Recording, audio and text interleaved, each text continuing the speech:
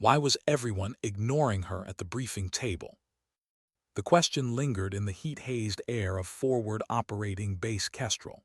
The air there always tasted of dust and diesel, like rusted metal ground fine enough to breathe. It coated your skin, your throat, even the inside of your thoughts.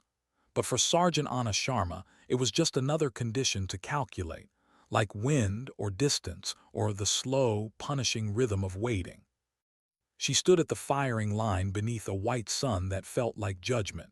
Her rifle, a custom-built M2010 enhanced sniper rifle, rested steady on its bipod. It wasn't just a weapon. It was an extension of her own nervous system, a machine that responded to her breath and heartbeat as if alive. Downrange, 1,000 meters away, metal silhouettes glinted in the heat. The wind rolled through the valley in fickle waves, shifting without pattern. It was a sniper's nightmare, or a perfect test for one who understood chaos. "All right, people, listen up." Staff Sergeant Rex Gallo's voice tore through the low hum of the generator like a jagged blade. His presence always arrived before his words, big, loud, certain. He paced behind the line of shooters, his boots crunching the baked earth, his shadow falling over Sharma's shoulder. "This is a simple drill," he barked. 3 targets pop-up sequence, clocks running, speed and lethality, that's the name of the game. He said it like it was gospel, and maybe for men like him it was. Corporal Davies went first. Wiry, quick, eager, he dropped prone, fired, missed, cursed, and fired again. A hit, 2 out of 3. Gallo grunted approval. Fast, ugly but fast. Then Private Chun, similar story. The shots came quick, sloppy, loud. Gallo nodded with the satisfaction of a man who thought noise equaled power. When it was Sharma's turn, the noise stopped. She moved into position quietly, her body fluid but unhurried. She adjusted her bipod, settled her cheek against the rifle stock, and let the world shrink into a narrow circle of glass. The crosshairs danced slightly in the mirage. She waited, watching, listening, reading. Wind whispered secrets if you knew how to listen. She watched the shimmer in the air, the small dust devils spinning downrange, the way a plastic bag fluttered on a coil of razor wire. All of it told her something. "Any time, Glacier," Gallo sneered, his tone dripping impatience. The nickname landed like a slap. Or did they forget to teach you how to shoot fast where you came from? Davies and Chun snickered. The laughter was the kind that seeks permission, not humor. She didn't respond. Her breath was slow, one in, one out. The rifle was steady as a heartbeat. The first target popped up. She didn't fire. The wind shifted, a sudden lull. The bag on the wire went still. That was her cue. She exhaled, finger tightening gently on the trigger. The shot cracked like lightning. A heartbeat later, a perfect centermass ping. Second target, same process. A breath, adjustments, 3 soft clicks on her turret, crack, ping. Third target, partially obscured, no rush. Her eye flicked across the mirage. She fired again. The shot punched through steel exactly where a heart would have been. When the echo faded, she was already logging the data: wind, temperature, humidity, while the others waited for permission to breathe again. Her total time, triple that of Davies, triple Chun. Gallo stalked over, stopwatch in hand, face red with disdain. "That was pathetic, Sharma. In a real firefight you'd be dead 3 times before you finished meditating. This isn't a yoga retreat. This is war." He turned and walked off, disgust radiating like heat. Davies looked away. Chun busied himself pretending to reload. Sharma gathered her spent brass and stood, her motions calm, deliberate, unbroken. They saw hesitation. She saw precision. They called her Glacier, slow, unmoving, cold. But glaciers carve mountains. The name followed her everywhere after that. It echoed in the chow line, in the barracks, in the subtle snickers behind her back. "Hey, Glacier, you sure you don't want to take a year to chew that?" "Careful, guys. Don't move too fast around her, she might melt." The laughter was always the same, Too loud, too easy. Gallo made sure it stuck. He wielded mockery like a weapon. "Glack," he'd call from across the yard. "You got that gear squared away yet, or are you still calculating wind resistance on the tent flap?" The laughter would follow, and then the silence, the kind that presses down heavy. Sharma said nothing. Silence was her armor. Energy, like ammunition, was finite. You don't waste it on noise. While the others slept, she rose before dawn. The base was still, only the distant hum of generators and the lonely call of desert wind. Inside her small, dimly lit container, she unrolled a mat and began her ritual. Slow, controlled stretches, breath steady, movements deliberate. It wasn't about flexibility, it was about control, of her body, of her heart rate, of the tremor that decides life and death at 1,000 meters. Afterward came the rifle, always the rifle. It lay disassembled on a clean mat, pieces gleaming under a small desk lamp. She wiped, inspected, oiled each motion an act of reverence. To most, it was maintenance. To her, it was prayer. The door creaked open. "Still playing with your dolly?" Gallo leaned on the frame, smirk cutting his face. "You spend more time cleaning that thing than shooting it," he mocked. "Maybe if you practice speed instead of polishing, you'd be worth something." Sharma didn't look up. "A clean rifle is an accurate rifle, Staff Sergeant." He chuckled darkly. "An unused rifle is a useless rifle." He pushed off the doorframe and left. The silence returned, thick and absolute. She finished reassembling the bolt with practiced grace. Click, slide, lock. Control. Afternoons belonged to the range. While others chased numbers, rounds fired, time elapsed, Sharma pursued perfection. She set up small coin-sized targets at extreme range, single cold-bore shots that tested patience more than aim. She'd wait for the worst wind, the hottest mirage, the most unforgiving conditions. Only then would she fire. One shot. One note of thunder. One truth. Her dope book grew thicker by the week. Not just a log, but a map of obsession, pages dense with equations, wind charts, sketches of terrain. It looked more like a physicist's journal than a soldier's record. Every variable mattered. Every second was a calculation. And every whisper behind her back was one more reason to stay silent. Colonel Vance had seen soldiers like her before, or thought he had. Quiet, disciplined, misread. But even he couldn't fully read the friction between her and Gallo. He called the staff sergeant in one afternoon. "Give me your honest assessment of Sergeant Sharma," Vance said. Gallo didn't hesitate. "Sir, she's slow, overthinks everything. In a fight, that hesitation'll get people killed. Technically sound, sure, but war isn't a classroom, it's a knife fight in a phone booth. She freezes." Vance's gaze lingered.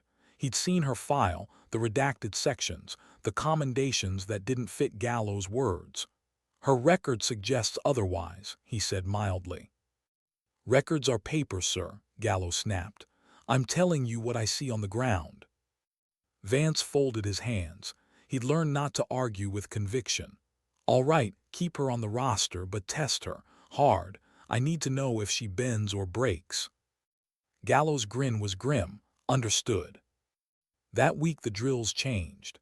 They became crueler, faster, louder. Targets popped up and vanished before a trigger could tighten. Gallo screamed in her ear, slammed timers, fired rounds inches away to shake her focus. Sharma never flinched. She fired when the data was right, never before. Her hit rate was perfect. Her time was the slowest. "She's not a sniper," Gallo muttered to his team after one drill. "She's a spectator." Davies laughed. Chun nodded. Sharma said nothing. Because to her, each bullet was a promise. Not to herself, to them. A promise that when she fired it would count, that she'd never guess, never gamble, never fire a round that wasn't righteous. A miss wasn't a statistic, it was a failure that echoed. A failure that told the enemy where you were. a failure that cost lives. Her slowness wasn't hesitation, it was faith. And someday they'd see. They'd learn what a glacier really was. Not slow. Inevitable. Why did the colonel look worried when the orders came down? No one said it out loud, but everyone could feel it. Something off in the way the message arrived, the way Colonel Vance's jaw tightened as he read. The news spread through Fob Kestrel like heat through metal. A visiting general, high profile, classified itinerary. A meeting with tribal elders 3 clicks outside the wire. Officially, a diplomatic engagement. Unofficially, everyone knew it meant exposure, open ground, thin security, and the kind of politics that got people killed. By sundown, the entire base thrummed with preparation. Helicopter rotors thundered overhead, trucks rumbled out with supplies, and the smell of fuel grew thick in the air. In the middle of the storm, Anna Sharma cleaned her rifle. Same ritual, same order, a line of quiet in the chaos. She learned long ago that when soldiers started talking too loud, it meant they were afraid. And tonight, the base was deafening. The briefing room was packed. Dust-streaked uniforms, faces gleaming with sweat under fluorescent light. Colonel Vance stood before a projected map of the valley, its ridges like ribs, the small neutral village a pulse point in the center. "This is a meeting between General Marcus Thorne and local tribal leaders," he began, voice low and steady. "It's our last chance to keep this region from boiling over. If it goes wrong, the whole province burns." He tapped the north ridge on the map. "Overwatch position, good visibility, limited cover. Staff Sergeant Gallo, your team takes it. You'll have eyes on the compound and both approach routes." "Yes, sir," Gallo answered, a sharp edge in his tone. "Rules of engagement are strict," Vance continued. "Weapons tight unless the convoy or compound takes direct, effective fire. You're there to observe, not initiate. We clear." A chorus of "Roger" that filled the room. But Vance's gaze lingered on one face. Sergeant Sharma stood in the back, half in shadow, arms crossed, expression unreadable. He'd seen her kind of stillness before, not disinterest, but control so complete it looked like silence. He nodded once. "Make no mistake," he added. "If things go wrong, this team is the thin line between a setback and a disaster." Outside, as the others packed gear, Gallo moved with quick, jerky efficiency. He barked orders, checklists rattled off like gunfire. "Chun, thermal optics. Davies, extra mags. Sharma," he paused deliberately, letting the silence dig its teeth in. "You're on spotting. You call out ranges and wind, nothing else. Don't even think about touching your trigger unless I say so." "Understood, Staff Sergeant," she replied, tone calm, face expressionless. Davies smirked behind her. "Guess the glacier's on weather duty." Chun laughed. "Hope the wind listens faster than she does." Gallo didn't stop them. Maybe he even enjoyed it. Sharma said nothing. She slid her dope book into the side pouch of her pack, zipped it closed, and walked away. The insertion was pre-dawn. A gray light bled slowly over the desert, turning the landscape to ash and bone. The helicopter ride was rough, rotors slicing air thick with dust, cargo rattling with every gust. Gallo sat near the open door, jaw clenched, watching the horizon. Chun and Davies shared jokes into their headsets, voices muffled by static. Sharma sat opposite them, her rifle case between her knees, eyes fixed on the distant ridgeline that rose like a scar across the land. She could already feel the wind patterns shifting in her mind, mapping them before they arrived. When the pilot's voice came through, 30 seconds, she tightened her harness and lowered her gaze, centering her breath. The helo touched down hard, dust swallowed everything. They moved quickly, crouched low, weapons hugged close. The helicopter lifted away, leaving them in silence, a silence so complete it pressed against the eardrums. They had a kilometer hike to the Overwatch point. The ground was cruel, sharp rocks, loose sand, and heat that built fast even before the sun cleared the horizon. Their boots crunched in sync, the rhythm of soldiers who knew the cost of breaking formation. By the time they reached the ridge, the valley below was beginning to shimmer. "Set up," Gallo ordered. They found a natural declivity in the rock, narrow, deep enough for cover, wide enough for 3 rifles side by side. The view was commanding, the village a cluster of mud-walled structures, the canyon's throat yawning beyond. Sharma unfolded the legs of her spotting scope, nested her rifle beside it, and began the quiet work of seeing. Wind, always the wind. It spoke in whispers across the ridge, darting, shifting, never still. To most it was a nuisance. To her it was a language. She watched dust plumes rising from the canyon mouth, 6 meters per second westerly. But halfway down the slope, the pattern reversed, an easterly shear, unpredictable and strong. Mirage boiling, air thick with heat distortion. "Variable from our position to the target," she murmured into her comms.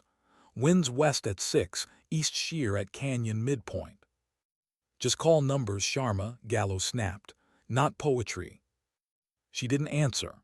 Her pencil moved across her notebook, sketching airflow curves, notations in small, precise script. Down below, the general's convoy appeared, armored vehicles, dust trailing like ghosts. General Marcus Thorne stepped out, tall, broad-shouldered, a soldier whose eyes carried too many wars. His security detail fanned out, efficient, quiet. The elders met them at the gate, robed men with faces weathered by sun and suspicion. Words were exchanged, hands clasped, and all disappeared inside the compound. "Eyes on," Gallo ordered.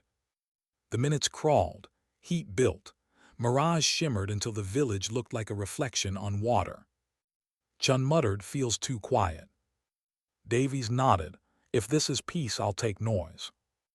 Gallo said nothing. He scanned through his scope, restless, jaw tightening every time the wind changed. Sharma remained motionless, her breathing the only rhythm she trusted. She wasn't watching the meeting, she was watching the world around it. The ridgelines, the shadows, the small shifts in movement that didn't belong.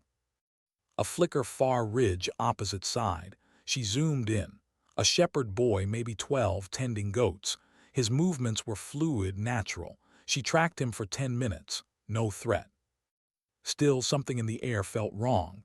The silence wasn't peace. It was a held breath. She noted it quietly in the margin of her notebook, pressure building. Time passed in heavy, breathless intervals. The general's convoy remained parked, heat waves shimmering above the hoods. Flies drifted in the air around them. Gallo fidgeted. Davies cracked a joke that no one laughed at. "Relax," Gallo said finally, as if to himself. "Routine op, quick meet and greet and we're out." But even he didn't believe it. It happened fast, too fast for thought.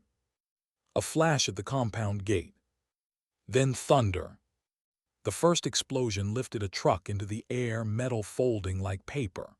The shockwave slammed into the ridge, rattling teeth, filling mouths with dust. A second blast ripped through the compound's west wall, turning sun-baked clay to flying shrapnel. "Contact, contact," Gallo's voice tore through comms. "Multiple hostiles east and west ridge. We are engaging." Below, chaos bloomed. Machine gun fire ripped the stillness apart. The general's security detail moved with trained desperation, dragging Thorne toward a wall, returning fire, already taking casualties. "Davies, Chun, East Ridge, that nest," Gallo barked. Both rifles roared. Echoes bounced off the canyon walls like thunder rolling inside a drum. Sharma's scope swept the ridges, 1, 2, 3 muzzle flashes. Machine guns dug into rock, perfectly positioned, firing down into the compound. And then a sharper sound. A single, distinct crack that didn't belong to any of their rifles. A sniper. The puff of dust near the general's head confirmed it. Another shot closer. The man beside Thorne dropped, blood darkening his sleeve. "I need eyes on that sniper," Gallo shouted. "Sharma, where is he?" She didn't answer immediately. Her world had narrowed to the scope's circle. Every breath, every second counted. Her eyes swept the opposite ridge, nothing obvious. No muzzle flash, no glint of glass. He was good, hidden well. But wind didn't lie. She followed the faint ripple of mirage near a triangular rock formation, an unnatural distortion, a trace of heat that didn't belong. There, she said, voice level. Grid 3489, range 1450 meters, behind triangular formation. Barrel distortion confirmed. Then take the shot, Gallo shouted. Do it now. Sharma's rifle didn't move. Her scope was canted slightly left, aimed not at the sniper but at something else entirely. A section of granite wall far from the enemy position. Gallo saw it, confusion twisted to fury. What the hell are you doing? He's going to kill the general. Fire, damn you, that's an order. Through the comms, Colonel Vance's voice cut in, tight with static. Wrecker 1, report. What's happening up there? She's frozen, sir, Gallo shouted. She's not engaging. Down below, another shot cracked, dust sprayed from the wall inches from Thorne's head. Sharma, Gallo screamed. He's lining up again, do something. She exhaled slowly. Her heartbeat slowed. The world reduced to vectors, angles, wind.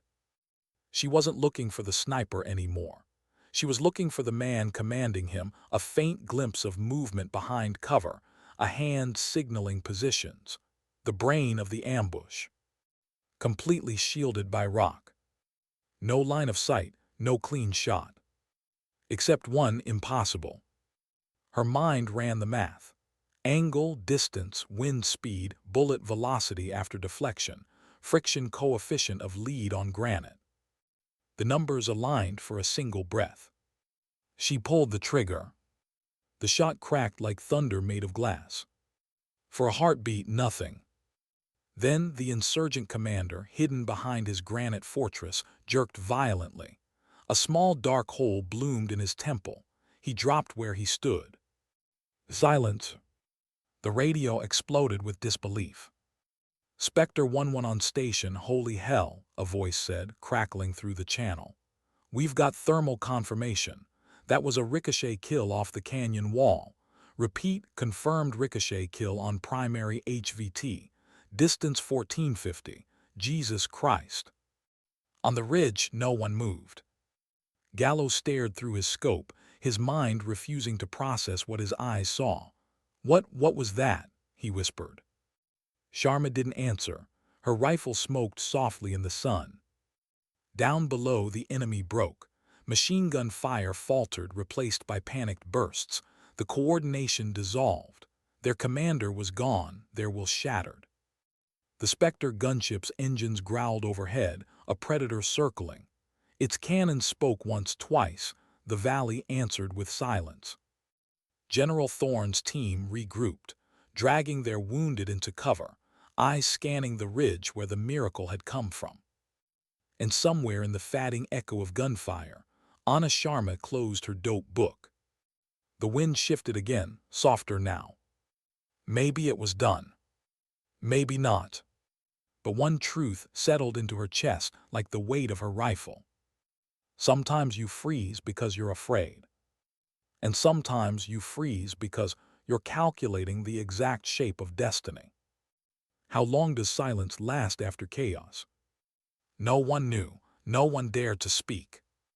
The valley still smoked.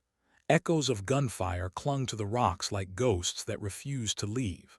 The air reeked of burnt cordite and diesel, of dust stirred by rotors and blood dried too fast in the heat. On the ridge, Anna Sharma lay perfectly still behind her rifle, not frozen, just listening. The wind had changed again, slow, gentle, carrying the smell of aftermath. Below, the Spectre gunship loitered, circling like a slow-moving planet. Its engines throbbed against the sky, its cannons silent now, their work complete. The enemy had fled. The ambush, once a storm of precision and fire, had disintegrated the moment its leader fell. Without his commands, the machine had broken apart into frightened men, running where moments before they'd stood their ground. In the compound, General Thorne was being dragged toward an armored vehicle. His uniform was torn, his face streaked with dust and blood. Yet he walked. The men around him moved with renewed purpose. They'd been inches from death, and now they were alive. No one understood how, not yet. Gallo broke the silence first. What was that? His voice cracked like something breaking inside him. What the hell did you just do? No answer. Sharma, he barked louder, desperate now. You weren't. He stopped, words failed him. He'd watched her fire at solid rock. He'd seen the bullet vanish into stone and impossibly claim a life hidden behind it. His mind couldn't hold the equation. He'd been trained to believe in speed, instinct, aggression, not geometry, not miracles. But she just sat there, calm, unblinking. Her face unreadable, her breathing steady. Davy spoke next, his voice small, awed. Did you mean to? Yes, Sharma said softly. The single word hung in the air. Not boastful, not proud, just factual. Yes. Chun swallowed. His hands shook slightly as he reloaded out of habit. That was a ricochet shot. That's not even possible. Gallo's eyes stayed locked on her. It's not possible, he muttered, like saying it enough might make it true. But below, the evidence lay in stillness. A man who had thought himself untouchable now sprawled on stone, a dark pool spreading beneath his head. Colonel Vance's voice crackled through the radio, steady but edged with disbelief. Wrecker 1, confirm status. Gallo pressed his mic, his voice thin. Ambush neutralized. HVT eliminated. Casualties on our side negative. Overwatch team intact. He hesitated. His throat worked before he added, almost unwillingly, Sergeant Sharma engaged. Successful hit. There was a pause on the other end. A long, weighty pause. Then Vance said quietly, copy Wrecker 1, return to base. The walk down the ridge was slow. They descended through dust and silence, boots crunching rock, rifles slung heavy. The adrenaline had burned away, leaving the hollow ache that comes after survival, that strange, trembling gratitude laced with exhaustion and guilt. Gallo led the way, but his steps were uneven. He kept glancing back at Sharma, as if afraid she might vanish, or worse, not. Davies and Chun stayed a few paces behind, whispering occasionally but never finishing sentences. The heat pressed down like a hand. When they reached the pickup point, the helicopter was already waiting. Its rotors whipped the sand into a golden storm, blinding them. They climbed in, helmets on, gear rattling. No one spoke. The helo lifted, banking sharply over the valley. Through the open side door, Sharma looked out. The compound below was a patchwork of ruin and smoke. Men moved like ants, tiny and fragile. The ridge they'd held looked impossibly small, just a slice of rock in an ocean of desert. She rested a gloved hand on the case of her rifle, feeling its familiar weight. Her mind replayed the shot, not the sound, not the motion, just the instant of certainty before she pulled the trigger. The moment where all variables aligned, when the universe held its breath. It had not been luck, it had been clarity. The flight back to Fob Kestrel felt longer than the mission itself. Gallo sat across from her, hunched forward, his helmet still although the comms were silent. His eyes were glassy, his hands clenched. Davies dozed fitfully, waking every few minutes as if chased by sound. Chun stared out the door, jaw tight. Sharma remained motionless, eyes open, her mind quiet. Above the roar of rotors, the world inside the helo was drowned in reflection, each of them trapped in the same unspoken realization. They had witnessed something that shouldn't have been possible. When the base came into view, rows of containers, the gleam of radar dishes, the faint shimmer of heat rising from tarmac, Gallo exhaled for the first time in what felt like hours. The helicopter settled onto the landing pad with a heavy thump. No cheers, no talk, just 4 soldiers stepping out into the furnace air, walking toward debriefing like ghosts returning from somewhere beyond maps. Inside the Tactical Operations Center, the lights were too bright, the air conditioning too cold, everything too clean. Colonel Vance stood near a monitor displaying the gunship's thermal footage. He'd been watching it on loop since they'd left the ridge, frame by frame, again and again. He turned as they entered. His face was unreadable. "At ease," he said quietly. "You all did well out there." No one relaxed. Vance looked to Gallo. "Report." "Ambush triggered at 0930, Gallo began, his voice mechanical. "Multiple machine gun nests on both ridges. Enemy sniper covering main compound. Sergeant Sharma identified target positions and—" He faltered.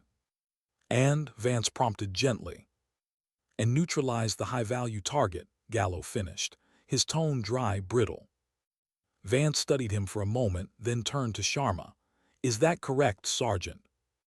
"Yes, sir." "How?" "By ricochet," she said simply. A murmur rippled through the analysts clustered near their screens. Vance raised a hand, silencing them. He tapped the keyboard, replaying the footage on the main display. The thermal feed glowed in grayscale. One bright arc, a bullet streaked across the canyon, struck the granite wall, then curved impossibly into the shadowed corner where the commander stood. The room was utterly silent. When the replay ended, Vance turned off the screen. He didn't ask for explanation. He didn't need one. He looked at her, really looked, and something softened in his expression. That was not luck, was it? "No, sir," she said. He nodded slowly. "Good work, Sergeant." Then his gaze shifted to Gallo. "Anything to add?" The staff sergeant's jaw clenched. His face was pale, his voice small. "No, sir." "Dismissed," Vance said. The team saluted, turned, and left all but Sharma. "Sergeant," Vance said as she reached the door. She paused. He held her eyes a moment longer. "Not many people see the whole field the way you do." She nodded once. "Sometimes it's not about what you see, sir," she said softly. "It's about what you wait for." Vance said nothing, just watched her go. Outside, the sky was darkening to bruised gold. Helicopters lifted in the distance, their blades throwing sand into spirals. Somewhere, a radio played a distorted song from home, something soft, out of place. Gallo found her in the equipment bay later, sitting alone beside her rifle case. For a long time, he said nothing. The words stuck like gravel in his throat. When he finally spoke, his voice had lost its bark. "If you'd done what I ordered, he'd be dead. The general." She didn't look up. "Yes." "I thought you froze." "I did," she said quietly, "but not the way you think." He swallowed hard. "You disobeyed a direct order." She paused, then said, "I didn't. I followed the right one." He didn't ask what she meant. He already knew. Gallo nodded slowly, his face hollow. "You saved us all." Sharma wiped her rifle down with a soft cloth. "No," she said, "the math did." He almost smiled, but the shame in his chest smothered it. "Whatever you call it," he muttered, turning away, "I was wrong about you." She didn't respond. Some truths didn't need words. That night the base fell quiet early. No laughter in the mess hall. No arguments outside the tents. The heat broke finally, giving way to a thin wind that carried dust and memory. In her quarters, Sharma sat on the floor, cleaning her rifle by lamplight. Piece by piece, methodical as prayer. The smell of gun oil filled the air. Each motion was deliberate: wipe, inspect, reassemble. Not to erase what had happened, but to understand it. To let the day settle into muscle memory. She thought about Gallo's face when the bullet hit. The disbelief, the anger, the fear. She thought about the boy with the goats on the opposite ridge. Had he seen the battle, heard the echoes? Would he remember the thunder that came from nowhere? Maybe. Maybe not. The rifle clicked back into place. She closed her notebook, slid it beside her on the mat. Outside, the wind sighed against the metal walls of the container, soft and steady, the same wind that had carried her bullet home. For a long moment she sat there, eyes half closed, listening. Then, almost to herself, she whispered. "Speed saves lives," he said. She ran a thumb along the rifle's cool barrel. "Sometimes," she murmured, "it's patience that does." Why did the base fall quiet when the helicopters returned? The rotors thudded low over Fob Kestrel, stirring dust clouds that rolled across the yard like smoke. Soldiers stepped out of their barracks, shielding their eyes against the glare. No one cheered. No one waved. They just watched. Everyone had heard something. Rumors moved faster than aircraft, faster than truth. They said an ambush had been crushed. They said a general had almost died. They said a woman had fired a bullet that bent reality. When Anna Sharma stepped off the helicopter, the air shifted subtly, almost imperceptibly. The base's usual chaos, the shouted orders, the clatter of metal, the constant motion, seemed to hesitate around her. She walked with her rifle case in hand, eyes forward, movements precise. Dust clung to her boots, her uniform streaked with the gray of gunpowder residue. Her face was calm, expression unreadable. Behind her, Staff Sergeant Gallo followed, his posture smaller than before. The man who once filled space with his presence now walked as if the air itself were heavier. Davies and Chun trailed after, silent, glancing between them like witnesses to something sacred or shameful. They couldn't tell which. Colonel Vance was waiting. His expression gave away nothing as he watched them approach. The wind lifted the corner of a map on the table beside him, snapping it like a flag. "Good work," he said quietly, voice cutting through the stillness. "All of you." He looked directly at Sharma. "General Thorne, alive because of your actions, Sergeant." "Yes, sir," she said simply.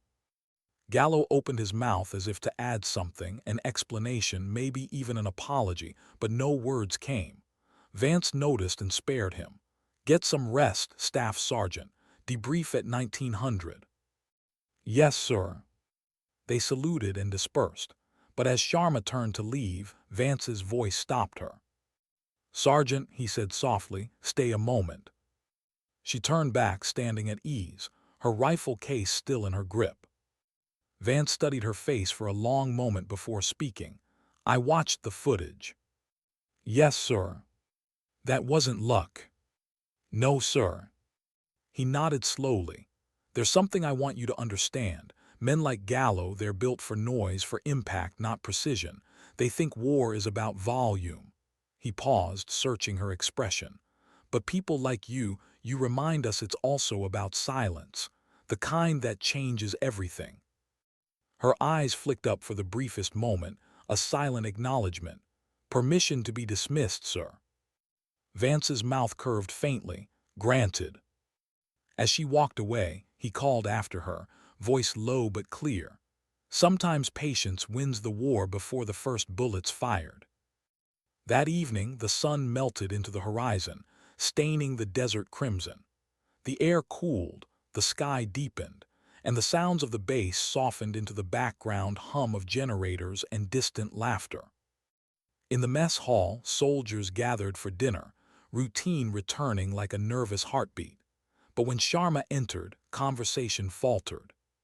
She felt the weight of their eyes on her, curious, uncertain, reverent, afraid. Word had spread, the shot. No one knew how she'd done it.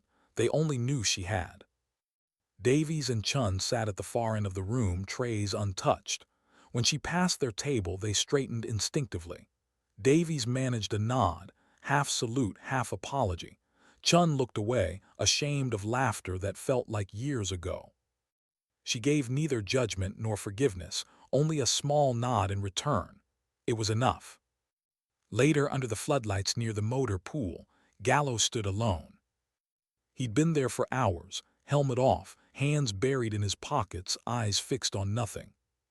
When he heard footsteps behind him, he didn't need to turn. "Couldn't sleep either?" he asked quietly. Sharma stopped beside him. "No, Staff Sergeant." The night wind tugged at their uniforms, carrying the faint metallic scent of oil and sand. For a long time, they said nothing. "You know," he began slowly, "I used to think silence meant fear." He gave a hollow chuckle. "Guess I was wrong about that too." She didn't reply. "I saw that shot," he continued, voice shaking slightly. "You didn't just pull a trigger, you solved a damn equation in your head while the rest of us were losing ours." He looked down at his boots. "You saved the general, saved us, and his jaw clenched. "I tried to scream you into a mistake." His confession hung in the air, heavy but honest. She watched him for a moment before answering. "You did what you believed was right." He shook his head. "No, I did what was loud." The words lingered between them. Somewhere nearby, a radio played faintly, somebody's music drifting out of a tent, lonely and distant. After a while, he said, "They called you Glacier. Guess that wasn't an insult after all." Sharma's eyes softened just a fraction. "Glaciers don't move fast," she said, "but they reshape the world." He looked at her then, really looked. For the first time since the day she arrived, he saw the discipline behind the stillness, the patience behind the silence. He exhaled, long and low. "You ever gonna tell me how you figured that shot out?" She turned her gaze to the horizon, where the desert met the dark. "No." He smiled faintly, "Didn't think so." They stood there until the floodlights flickered off, and the stars came out like bullet holes in the sky. The next morning came quietly, carried in by the hum of engines and the smell of coffee. Colonel Vance called a base-wide assembly at 0900. No one knew why. When the soldiers gathered on the parade ground, they saw the answer waiting at the front. General Marcus Thorne stood there, arm in a sling, bandage on his temple, uniform immaculate despite the scars of yesterday. His presence alone silenced the crowd. Beside him stood Vance, expression solemn. The general scanned the ranks, rows of dusty uniforms and straight backs. Then his eyes found Anna Sharma. He walked toward her, boots thudding softly against the concrete. The line of soldiers parted, quiet as prayer. He stopped in front of her. The air felt still, reverent. For a moment he just looked at her rifle case, then at her face. He didn't speak, he didn't ask questions, he didn't thank her. He simply lifted his good hand to his brow and saluted. A four-star general saluting a sergeant. The sound of wind through the flags was the only noise in the world. Every soldier watching knew what it meant. Rank had nothing to do with it. That salute was for something rarer, a recognition between warriors who had stood at the edge of death and acted without hesitation. Sharma's hand came up in return, crisp and perfect. The salute held for a long time. When it ended, the general gave a small nod. Then he turned and walked away. No speeches, no medals, no applause. Just silence, the only language that fit. Later in the Tactical Operations Center, Vance replayed the gunship footage once more. This time, not for analysis, for understanding. He watched the tracers arc again and again. The precision, the timing, the control. An analyst behind him cleared his throat. "Sir, Central Command just updated Sharma's file." Vance looked over his shoulder. "Go on." The young officer hesitated. "The redacted section, it's unlocked." Vance leaned closer as the screen filled with data. A record of previous missions, each one marked extreme conditions, impossible range, confirmed kill. Her old unit name appeared at the top, Kismet. Arabic fate. The analyst murmured, "Sir, that's what they called her, not Glacier, Kismet." Vance stared at the word, fate. He thought about the bullet curving across the canyon, obeying no logic but hers. "She didn't fire a rifle," he said quietly. "She fired inevitability." That night the desert sky was clear again. The base slept. Except for one small maintenance bay, its light burning soft and steady. Inside, Sharma sat at her workbench, rifle stripped to its bones. The scent of gun oil mixed with the faint sweetness of solvent. Each movement of her hands was patient, rhythmic, a meditation. Metal clicked softly against metal. The door creaked open. Gallo's silhouette filled the frame. She didn't look up. "You're late." He stepped inside, hesitating. I wanted to see it." "The rifle." He nodded. Without a word, she gestured to the workbench. The parts lay arranged like a diagram of discipline, every spring, pin, and screw in perfect order. "She's beautiful," he said softly, "like a machine that breathes." "She does," Sharma replied, "if you listen close enough." He glanced at the dope book beside the mat, its pages filled with tight, looping handwriting and small diagrams. "That where you keep the magic." She said nothing. He reached out, touched the cover with his fingertips, then withdrew his hand as if afraid to disturb it.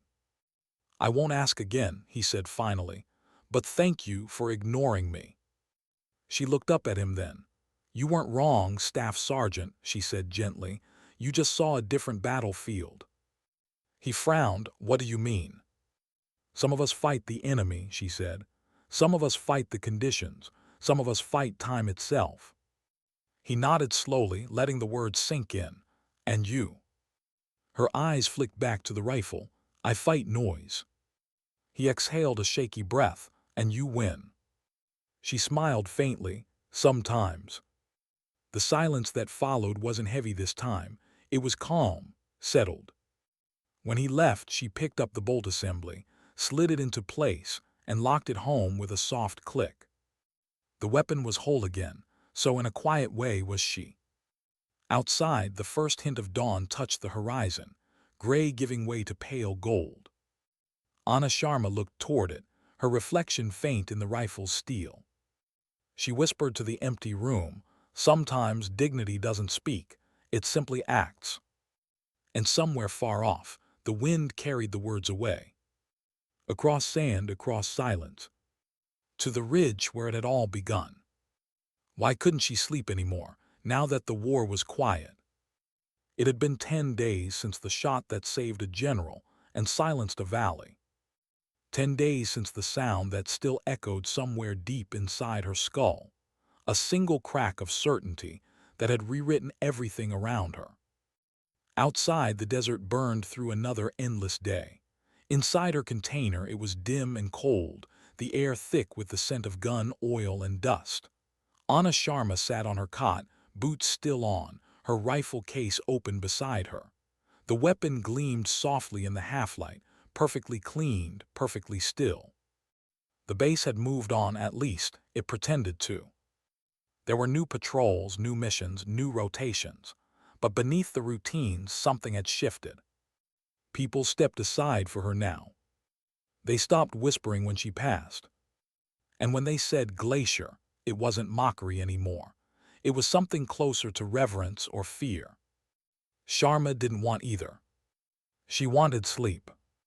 But every time she closed her eyes, she saw the canyon again, not the kill, not the dust or the fire, just the moment before, the equation floating in her mind, the calm before the trigger, the precision that left no room for feeling. That was what haunted her, not the act itself but how peaceful it had felt. The knock on her door came just after midnight. 2 short taps, hesitant. "Come in." The door creaked open. Davy stepped inside, shoulders hunched, holding a dented thermos. "Coffee?" he said awkwardly. "Figured you'd be awake." She gestured to the small metal chair across from her cot. "Sit." He did carefully, as if afraid to disturb the air. "Everyone's talking about transfer rumors," he began. "Command wants to move some of us north. New outpost." She nodded. "You volunteering?" He hesitated. "Yeah, thought about it, fresh start." She studied his face, young, still haunted by that day. "You think a new place changes what you saw?" Davies looked down at his hands. "Maybe not, but I can try to forget the sound." Sharma nodded slowly. "You won't." He laughed once, a dry, empty sound. "You really don't make small talk, do you, Sarge?" Not good at it. Silence stretched. Then softly he said, they told us you were slow, that you froze. Guess the joke was on all of us. Her gaze drifted to the rifle case. Sometimes slow is just what fast people can't see. He sipped his coffee, thinking, I've been trying to figure out what to call what you did that day. She tilted her head. What do you mean? It wasn't luck. It wasn't just skill either. It was like, he searched for the word, like you already knew how it would end. Sharma didn't answer. She didn't need to. Davies finished his coffee, stood and hesitated by the door. Just for what it's worth, I stopped laughing at the name. Glacier fits. He left before she could reply. Morning brought new orders. Colonel Vance summoned her to the operations office, a small, dimly lit room that smelled of stale coffee and heat. Stacks of paper crowded his desk, maps layered with translucent overlays. Sergeant Sharma, he said without preamble, you're being reassigned. She blinked once. To where, sir? Forward Recon Task Group Theta, Mountain Sector.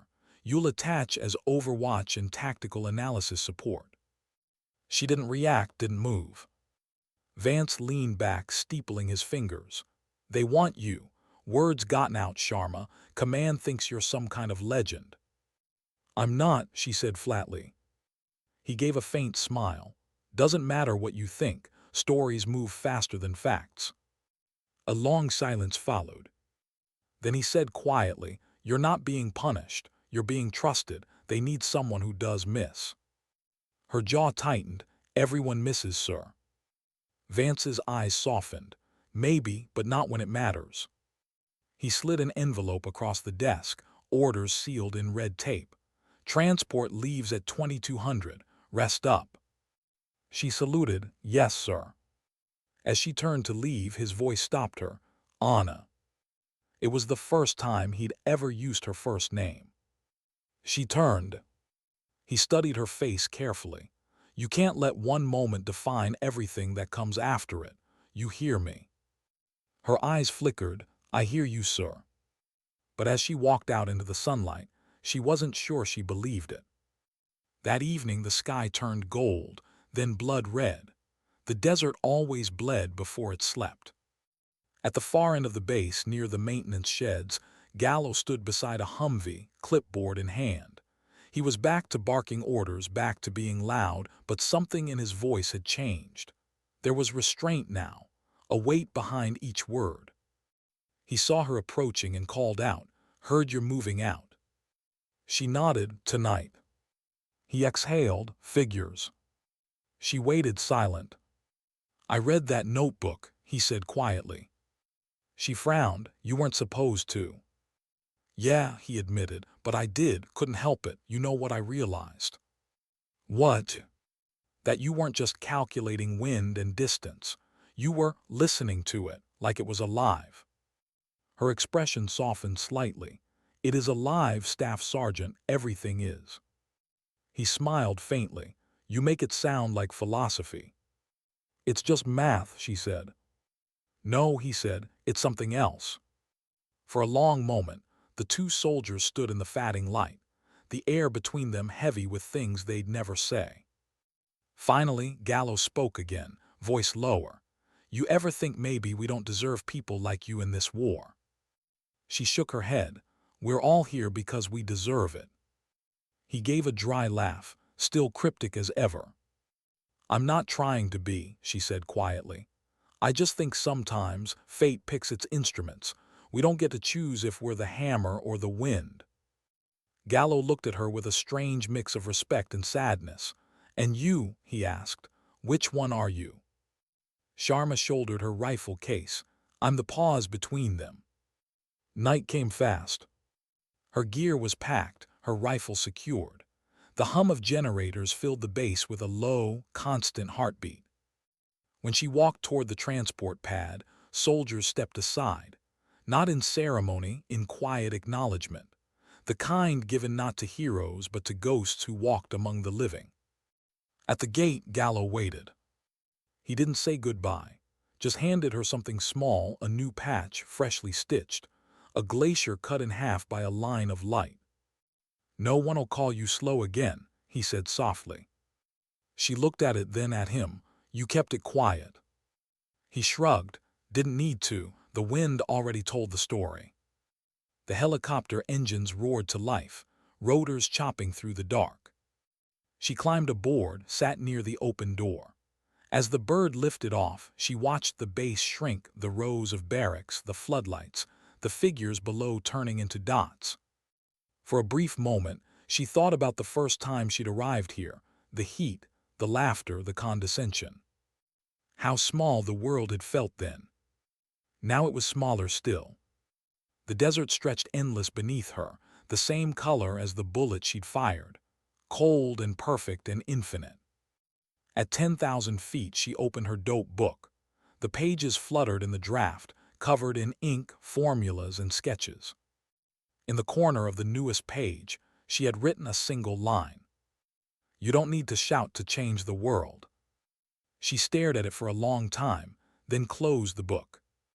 Her reflection wavered in the window, eyes steady, face calm, a faint glow from the horizon painting her in fatting gold. The co-pilot glanced back at her. "You the sniper from Kestrel." She didn't answer. He smiled anyway. "Heard you're a legend." Her voice was quiet. "Legends are just echoes that people mistake for thunder." He grinned. "Sounds poetic."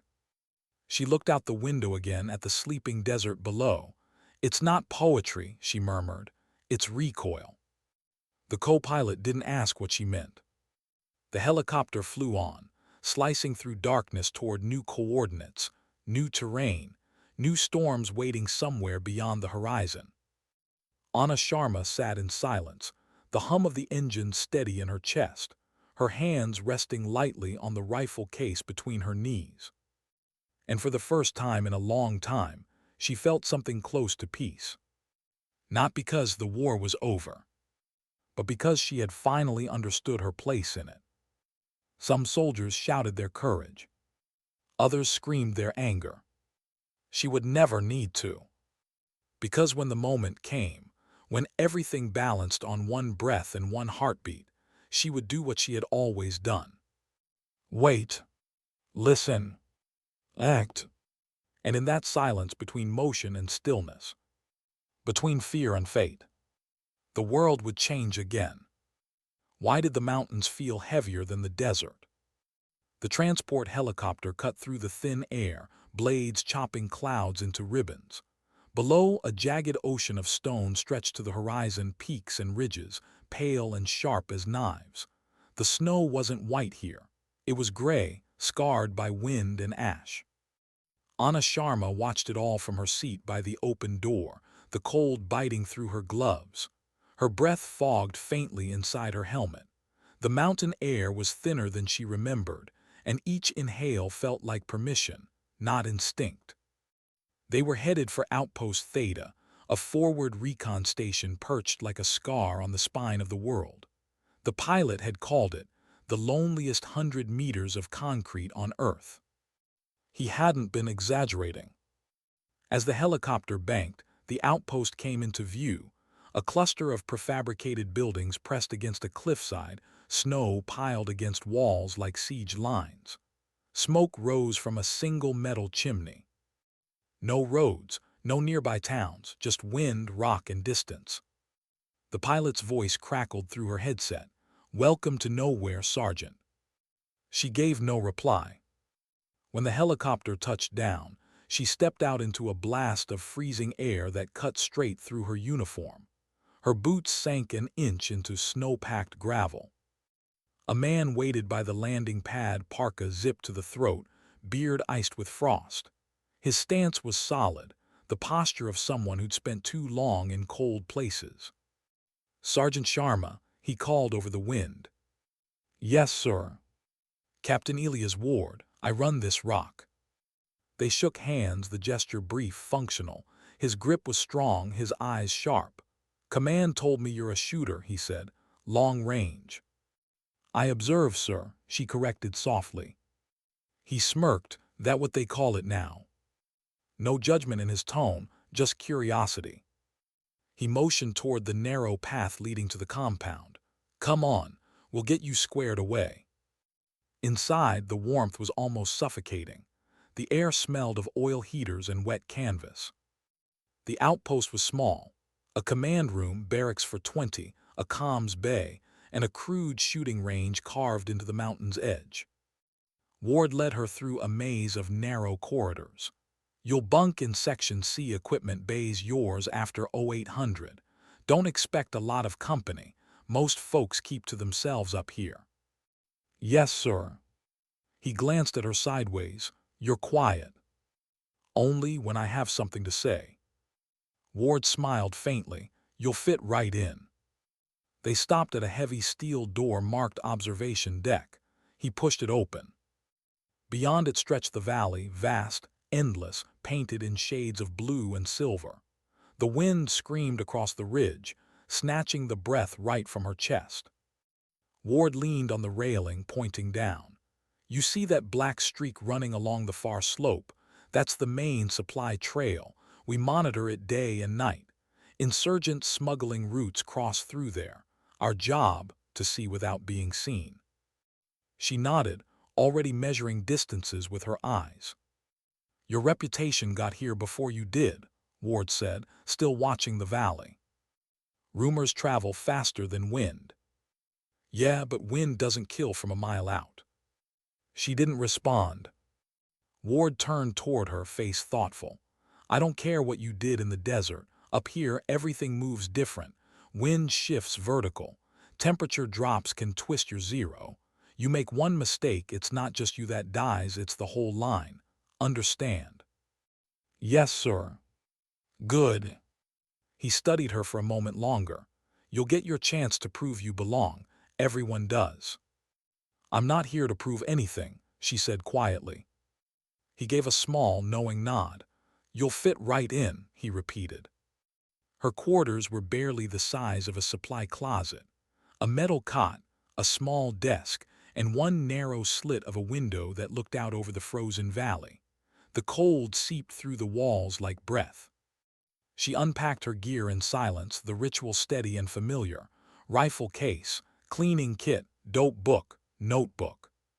When she opened the book, the pages rustled like whispers. Near the back, a fresh sheet waited blank, expectant. She picked up her pen, wrote the date, then paused. Beneath it, she added a line. The wind is not the enemy. It's the truth that never lies. She set the pen down and stared out the window. Snow drifted against the glass, catching the faint reflection of her face. Somewhere beyond that white silence, a storm was building. She could feel it not in the air but in her bones. The first week passed in discipline and observation. Sharma rose before dawn, meditated on her mat, then spent hours on the ridge with her scope. She studied the wind patterns that swirled through the canyons, mapping their invisible paths in her notebook. The younger soldiers watched her with a mix of curiosity and doubt. They'd all heard the stories, the ricochet shot, the woman who didn't miss, but legends didn't carry much weight where frostbite did.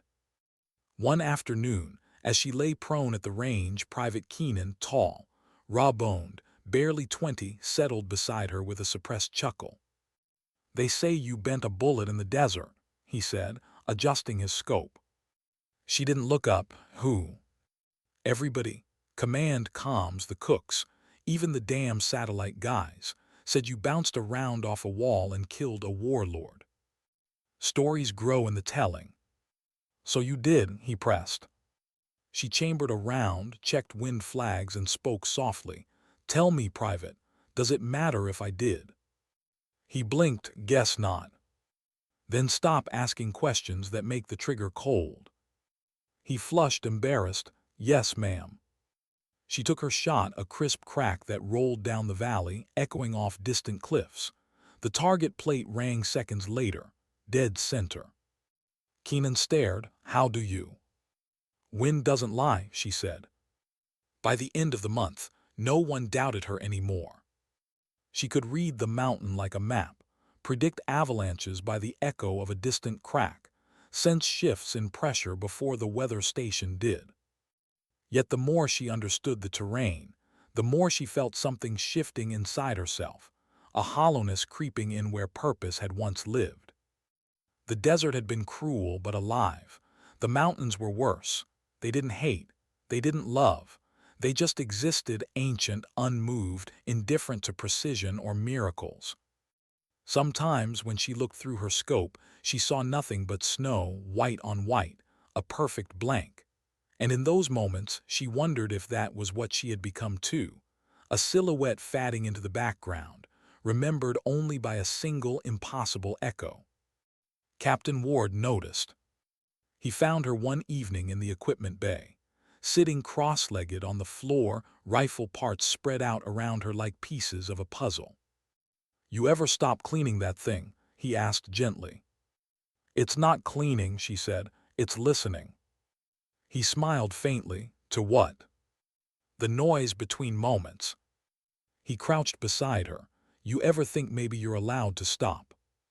She glanced at him. "Stop what?" "Carrying it," he said simply. "That day, the shot, the story." Sharma's hands paused on the bolt assembly. "If I stop carrying it, I might forget why I did it."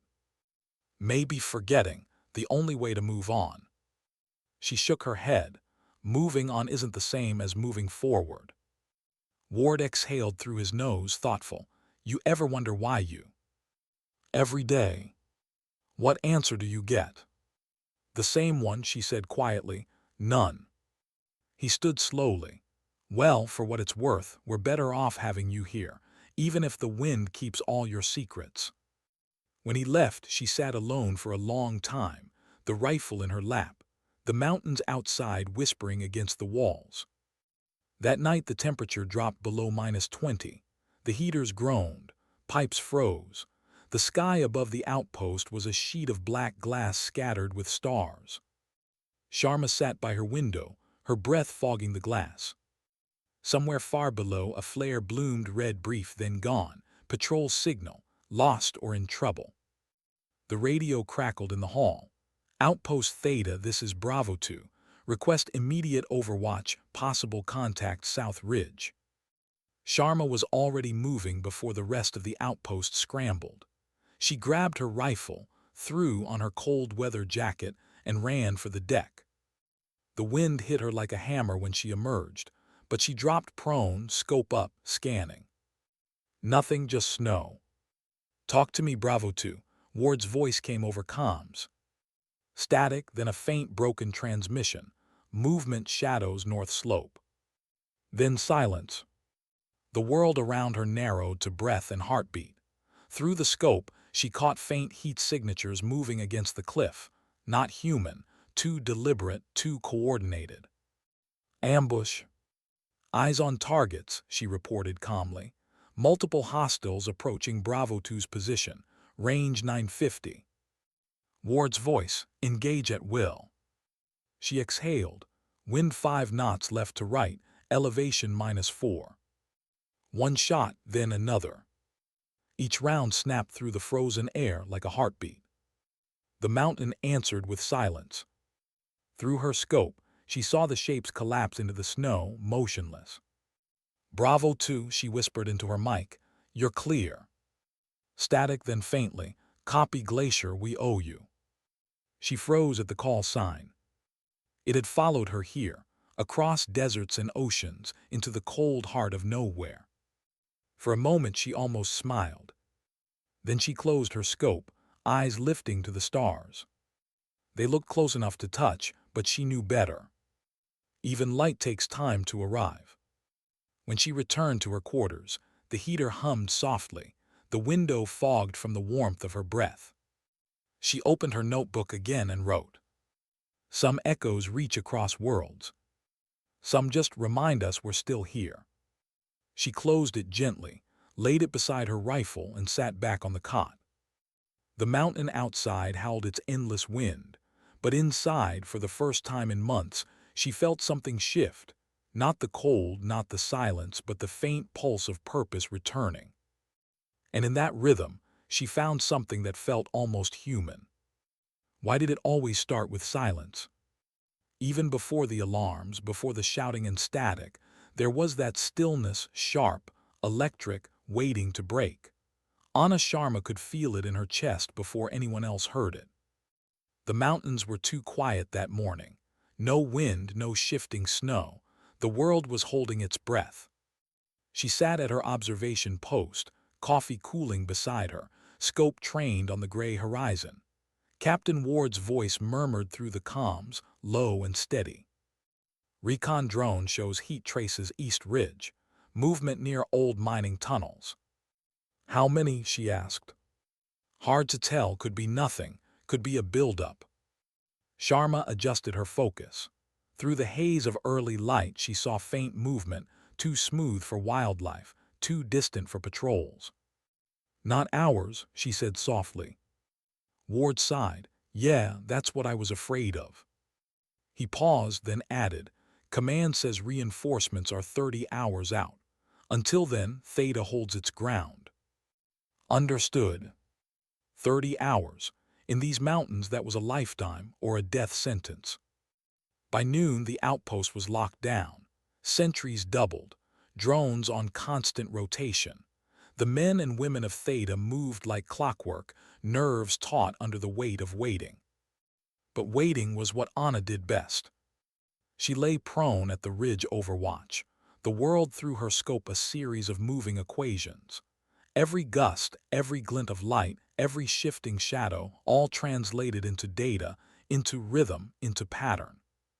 Behind her, Keenan's voice cracked slightly as he spoke.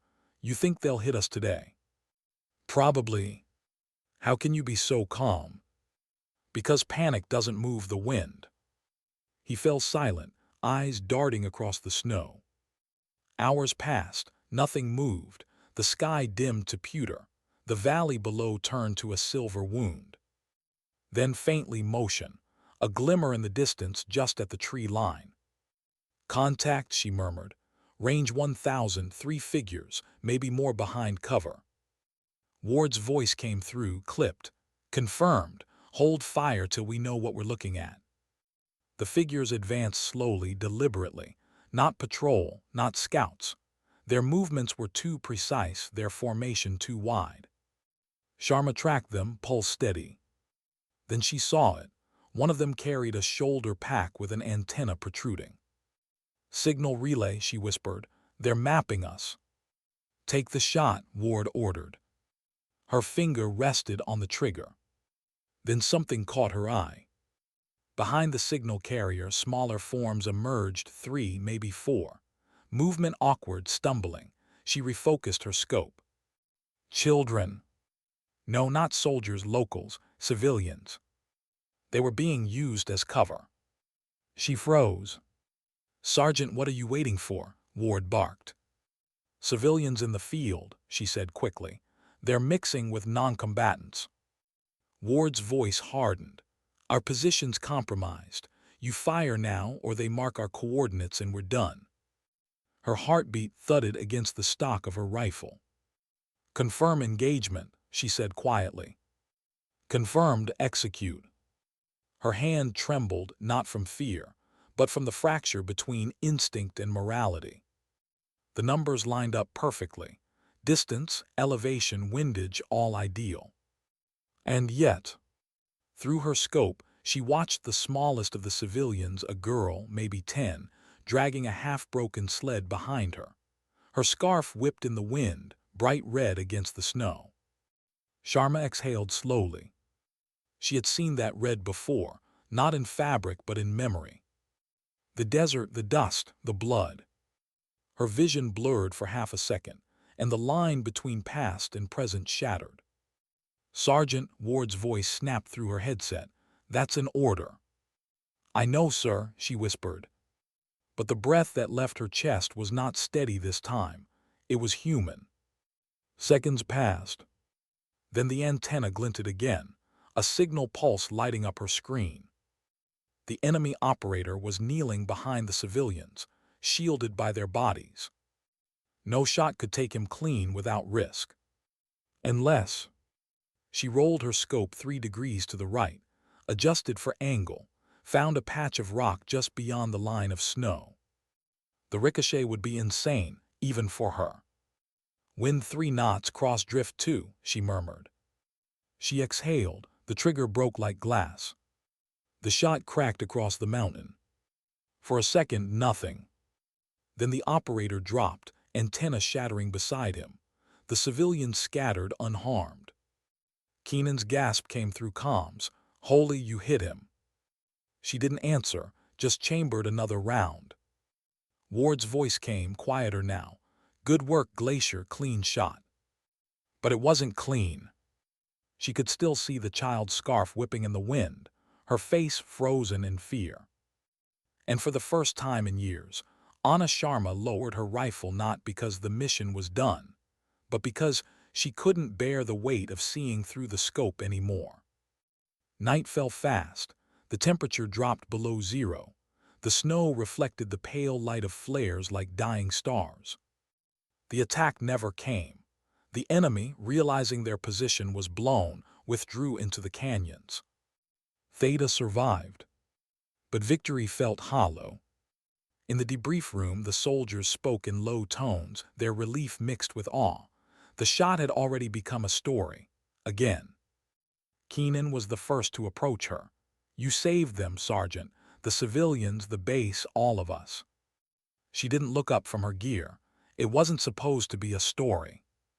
"But it is," he said quietly. "You made the impossible look easy." She gave a small, tired smile. Nothing about that was easy, Private. Later, she sat alone in the observation deck. The heaters were off, breath visible in the dark. Through the window, the mountains glowed faintly under moonlight. The wind whispered, carrying the echo of a single gunshot through the valleys below. She whispered to herself, "Silence doesn't mean peace. Sometimes it just means no one's left to scream." The door opened softly behind her. Captain Ward stepped in, hands in his coat pockets. "You saved more lives than you'll ever know today," he said. "I also almost took the wrong ones," she replied. Ward nodded slowly. "That's war." "No," she said, voice flat but trembling. "That's choice, and choice stays long after war ends." He looked at her, really looked, and saw not the calm sniper they'd built into a legend, but a woman standing at the edge of her own conviction. "You did the right thing," he said. "Then why doesn't it feel right?" He didn't have an answer. He just sat down beside her, both staring into the void outside. After a while, he said quietly, "You ever wonder why the world keeps giving you impossible shots?" "Because it knows I'll take them," she murmured. "Then maybe that's your curse," he said softly, "or your gift." She turned to him, eyes reflecting the faint blue light. "They're the same thing, Captain. The only difference is who you save." At dawn, she wrote again in her notebook. The words were slow this time, hesitant, ink trembling from cold fingers. "Sometimes the hardest trigger to pull is the one that spares." She stared at the sentence for a long time, then closed the book. Outside, the wind began to rise again, carrying fine snow across the ridge. It sounded almost like the ocean, distant, endless, indifferent. But to her, it sounded like something else. A voice. A reminder. That silence was not the absence of noise. It was the presence of choice. She stood, shouldered her rifle, and stepped back into the cold. Because war had not ended. And neither had she. How does a legend end, with thunder or with breath? The wind was screaming again. It always did before dawn, howling down from the glaciers and through the steel bones of outpost Theta.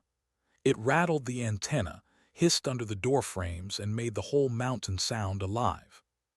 Anna Sharma sat on her cot, boots laced, rifle already cleaned.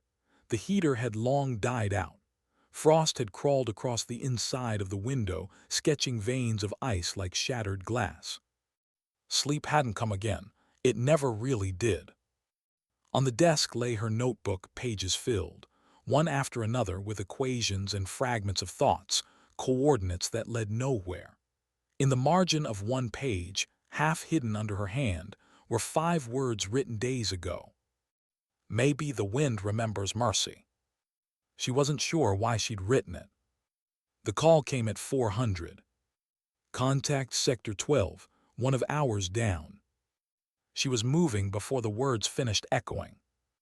The snowstorm outside was brutal, sheets of white blinding under the floodlights. The entire mountain seemed to shiver under it. Captain Ward met her by the armory, eyes hard. "Rescue team's already out there," he said, voice raised over the wind. "But the drone feed just died. Signal interference. We're blind." Sharma grabbed her pack, checked her rifle. "Who's out?" "Bravo 2 again, Keenan's team." Her head lifted sharply. "Keenan." Ward nodded grimly. "They went to investigate signal activity, same ridge where you took that last shot. Now nothing." She slung her rifle over her shoulder. "I'll go." "You'll freeze before you reach them." She met his eyes. "Then I'll freeze doing something useful." He hesitated for a long second, then handed her a beacon. "You've got 30 minutes before we lose visibility completely." She nodded once and vanished into the white. The wind was a living thing. It clawed at her, screamed in her ears, bit into the exposed skin of her face. The snow came sideways, erasing the world with every step. She moved low, deliberate, scanning through the blizzard. Her breath came in ragged bursts, her body a machine driven by purpose alone. At 600 meters, her beacon pinged faintly, weak but alive. She crouched behind a rock outcrop, wiped the ice from her goggles and scanned the ridge through her scope. Shapes. Half buried, motionless. She crawled forward, every movement slow, calculated. When she reached them, she found Keenan first, frostbitten, barely conscious, half his face hidden under snow. He blinked up through the blur, eyes glassy. "Sergeant." "I've got you," she said, kneeling beside him. 2 others lay nearby, one dead, one breathing shallowly. Their comms were shattered, their gear half frozen. She triggered the beacon. No response. The storm had killed the signal completely. Keenan coughed weakly. They came from nowhere, no sound. "How many?" "Too many." He pointed weakly toward the valley below, a blur of movement flickering between the gusts. Shadows, human shapes, closing in. Sharma's pulse steadied. She took her rifle from its case, snapped the bolt forward and scanned the field. 5, 6, maybe more. They were moving up the ridge, confident, knowing the storm masked their approach. She keyed her mic. "Outpost Theta, this is Glacier. I've got visual on hostiles approaching Bravo 2's position. No comms uplink. Engaging." Static. She was alone. The first shot cracked through the storm like lightning. Then another. Each round found its mark, precise, merciless. But for every shape that fell, another emerged from the white. The wind tore her breath away. Visibility dropped to almost nothing. She shifted position, reloading, every movement mechanical. The storm howled in her ears, drowning out everything but heartbeat and breath. Behind her, Keenan groaned. "Sarge, you can't hold them." "I'm not holding them," she said quietly. "I'm buying time." "For what?" "For dawn." Minutes dragged like hours. The blizzard raged. She fought not the enemy, but the elements, the exhaustion, the creeping cold that numbed her hands and slowed her thoughts. Her rifle barrel steamed in the freezing air. And still she fired. Because that's what she was built for. Not survival, not glory. Purpose. A flicker of movement, too close. She pivoted, fired. The recoil slammed through her shoulder, but the shape dropped instantly. She exhaled through clenched teeth, the cold biting her lungs. Her vision blurred. Blood not much, but enough. A shard of shrapnel had grazed her side. She pressed her glove to it, felt warmth seep into the snow. Keenan's voice trembled behind her. "You're hit. Keep your head down." "But..." "Now, Private." Her tone was soft, but it left no room for argument. The world narrowed to her scope again. She stopped feeling her fingers, but muscle memory guided her. Each breath became its own universe. Inhale, aim, exhale, fire. The storm shifted, clearing for a heartbeat. Through the swirling white, she saw one figure break away from the others, running uphill with something on his back, a radio pack, antenna whipping in the wind. A signal unit. If he got high ground, they'd triangulate Theta's coordinates. She steadied her aim. And then she heard it. A faint sound behind the radio static, crying. She adjusted her focus. The figure wasn't alone. Strapped to his chest was a small child wrapped in cloth. Her finger froze on the trigger. Her breath stopped. Not again. The storm roared, demanding she choose. Ward's voice echoed in memory, "You did the right thing."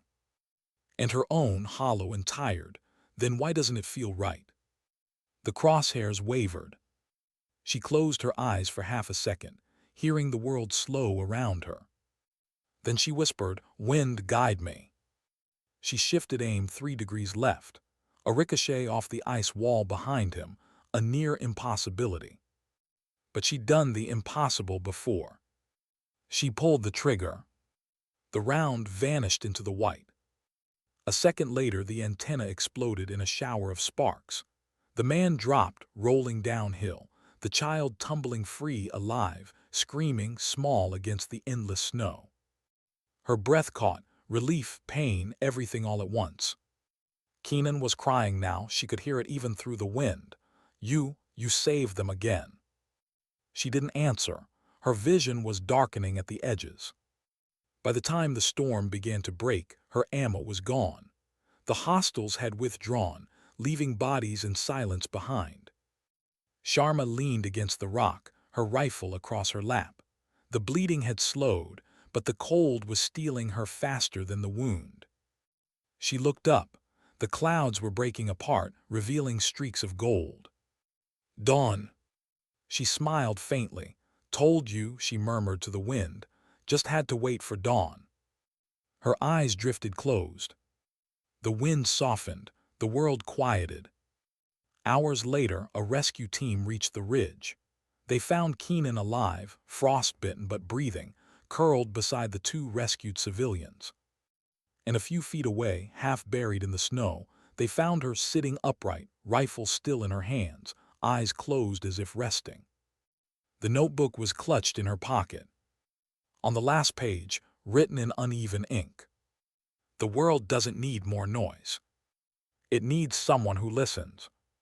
Someone who acts when silence asks for courage." A week later, the skis cleared completely. The snow melted just enough for the mountain to show its scars. At outpost Theta, Captain Ward stood by the flagpole, the wind brushing against his coat. Keenan limped out beside him, bandaged, pale. He held something wrapped in cloth. He unwrapped it carefully, Sharma's rifle, cleaned and oiled. "She told me once it breathes," he said softly. "I think she was right." Ward looked toward the ridge, where the morning sun hit the snow like fire. "They're nomming it after her," he said quietly. "Sharma's Pass. Command wants a memorial stone." Keenan nodded, staring into the distance. "She'd hate that." Ward smiled faintly. "I know." They stood there for a long time. Then, as the wind shifted, a faint sound echoed from the valley, the ricochet of a memory, the sound of a single bullet finding its place in history. Ward tilted his head slightly. "You hear that?" Keenan smiled. "Yeah, the wind remembers her." Ward looked at the mountains one last time and said, almost to himself, "Sometimes dignity doesn't speak, it simply acts." That evening, as the sun vanished behind the peaks, the wind returned, gentler this time, almost warm. It moved through the outpost like breath, whispering through every crack and corner. In that whisper lived her name, her patience, her silence. And somewhere beyond sound and sight, Anna Sharma was still listening. Because legends don't end. They fade into wind, into waiting, into the stillness that changes everything.